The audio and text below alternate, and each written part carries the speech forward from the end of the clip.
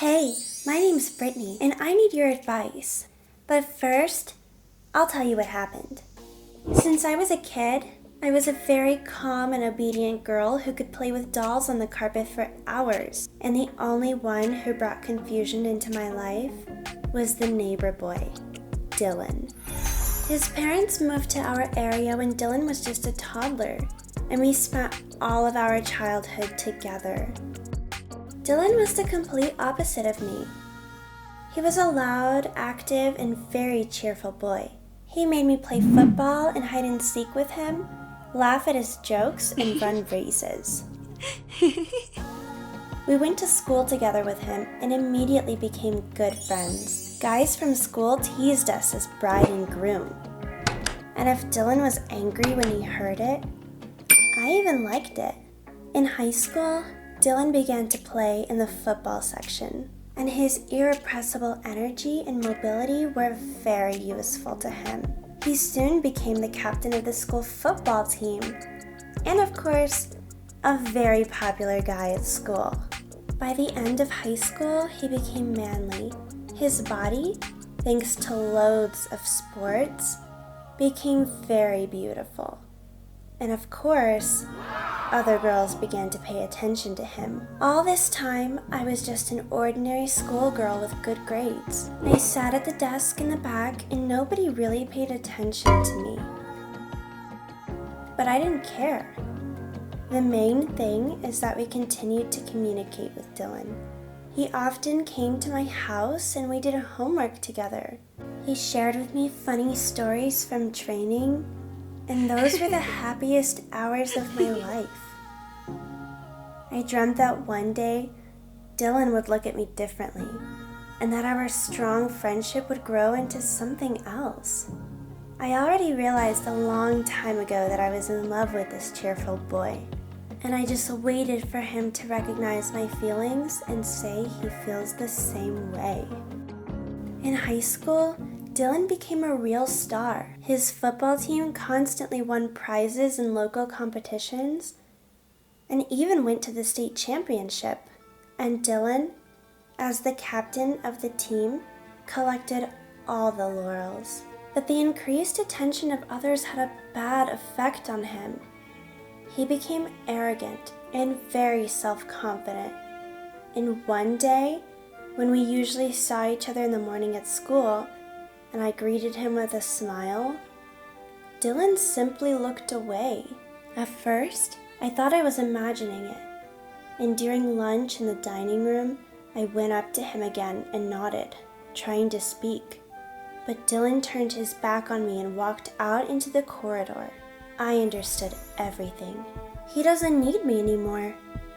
I'm a gray mouse, with which it is simply not prestigious to be friends with, for such a star as Dylan.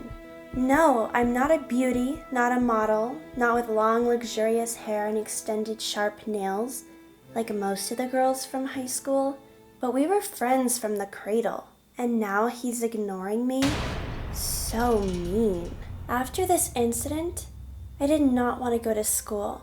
I spent almost a week at home. I had no appetite. I laid in bed, watched TV, and ate tons of ice cream. I felt sorry for myself. Dylan didn't call or text, so our friendship was over. One evening, there was a knock on my door. It was Nancy, my friend from school, just same boring gray mouse as me.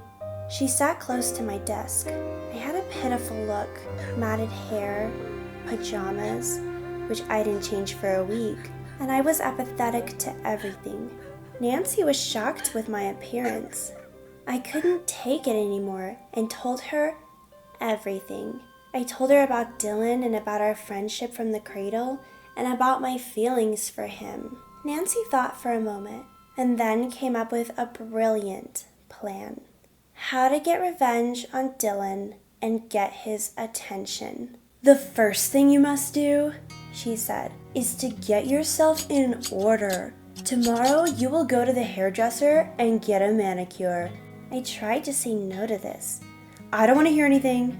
"Then You switch to a healthy, balanced diet and exercise every day. I opened my mouth in surprise.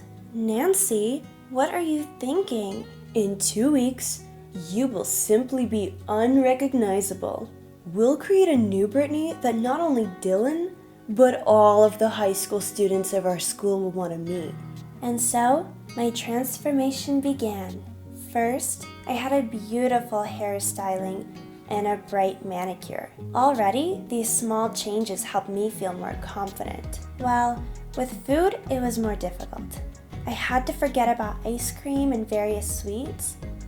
I mainly only ate vegetables and meat, and this helped me to quickly get into shape.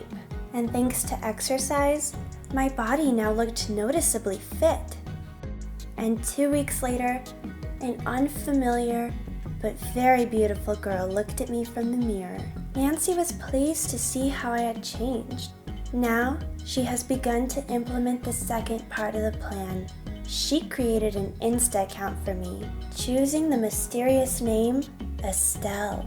Took several pictures of me in various provocative poses, but so that my face was not visible, and published them on the page. Then, together with her, we found the accounts of my classmates, Dylan, and subscribed to them. A few minutes later, I saw the first likes, and they were from Dylan. He wrote to me in direct. "Hello, baby. You're so beautiful. I didn't see you at our school." I plucked the courage to answer him boldly. "Hi, handsome. See you soon. I'm moving to your school next week." "I can't wait, beauty. Maybe we'll see each other before?" No way, my thought was. The game is just getting started. So torment yourself now, Dylan. I decided not to answer him. But in the evening, he wrote again. Like, "I realize you're not an easy girl, but I want to talk to you, blah, blah, blah." I sent him a winking emoticon in response. He asked for my photo. After all, the account had photos without a face. But I replied that he would soon see me live.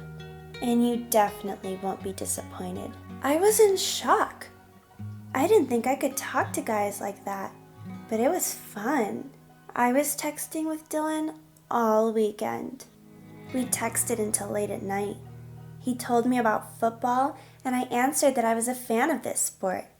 I also love watching horror movies and reading manga. Dylan was shocked. He was also a big fan of horror and Japanese comics, but he didn't get one thing, that I created this girl, Estelle, the way he would like to see her, his ideal. That she is a fictional character, and that soon, Estelle will teach him a bitter lesson. All Sunday, Dylan pestered me about what I would wear. After all, on Monday we were supposed to see each other at school. I said I would come in a bright, tight dress, and he would immediately notice me. Dylan sent me a kiss in response and wrote that he would not fall asleep today because he was too excited for tomorrow's meeting. This story amused me. In the morning, I put on a dress that I bought a couple of days ago. It favorably emphasized my figure, and I looked really stunning in it. After styling my hair, I looked at myself in the mirror and almost cried. From happiness, of course. At school, everyone paid attention to me. The high school girls whispered angrily behind my back, and the guys were staring at me. I slowly walked over to my locker when I felt a hand on my waist. I didn't turn my face because I knew it was Dylan. "Hey, beautiful. I noticed you right away. You are so hot. But why did you go to Brittany's locker? I don't understand." Then I turned to him, and Dylan was speechless. "Because I am Brittany." I said it loud enough.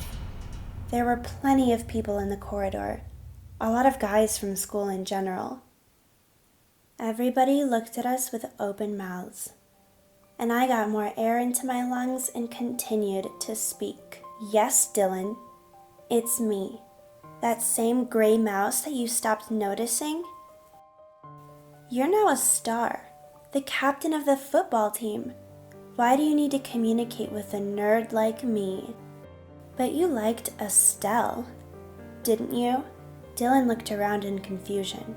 He seemed to be waiting for someone to intercede for him. But there was complete silence around him. You're fake, Dylan. You betrayed your friend, the real one who knows you from childhood. Let everyone see who you are.